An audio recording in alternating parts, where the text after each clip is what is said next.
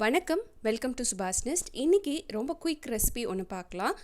ரொம்ப டேஸ்டியாக, புளிப்பாக, காரமாக இருக்கக்கூடிய தக்காளி சட்னி எப்படி செய்கிறது அப்படின்னு பார்க்கலாம். அதுக்கு இன்றைக்கி நான் தேவையான தக்காளி நல்லா பழுத்த தக்காளியாக எடுத்து வச்சுருக்கேன்.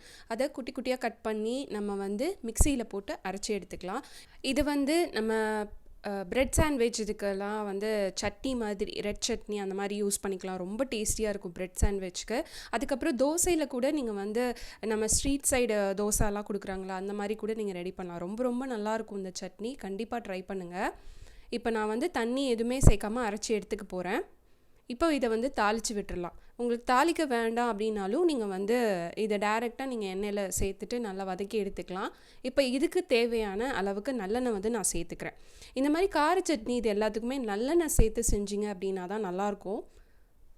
அந்த காரத்துக்கு நல்லெண்ணெய் சேர்க்கும்போது அது காரம் ரொம்ப எடுப்படாது, கொஞ்சம் மட்டுப்பட்டு நல்லாயிருக்கும் டேஸ்ட்டாக. இப்போ எண்ணெய் காஞ்சதுக்கப்புறம் உளுத்தம்பருப்பு, கடுகு இது போட்டு தாளிச்சிடலாம்.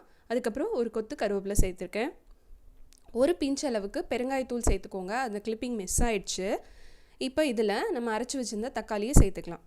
இது கொஞ்சம் கிளறி விட்டுட்டு இதுக்கு தேவையான உப்பு நான் சேர்த்துக்கிறேன். உப்பு சேர்த்து கிளறி விட்டுட்டு இதுக்கு தேவையான காரத்துக்கு மிளகாய்த்தூள் நம்ம சேர்த்துக்கலாம். மிளகாய்த்தூள் கொஞ்சம் தாராளமாகவே சேர்த்துக்கலாம். கொஞ்சம் காரமாக இருந்ததுன்னா நல்லாயிருக்கும். ஏன்னா அந்த புளிப்பு இருக்குது அப்படிங்கிறனால கொஞ்சம் காரம் வச்சுக்கலாம். இது நாட்டு தக்காளியில் செஞ்சிங்கன்னா இன்னும் புளிப்பாக இருக்கும். அதனால் அந்த அளவுக்கு தகுந்த மாதிரி நம்ம தக்காளி வச்சுக்கலாம். இப்போ அது கொதிக்க ஆரம்பிச்சிச்சு. மூடி போட்டு ஒரு 5 நிமிஷம் போல் சிம்மில் வச்சிடலாம்.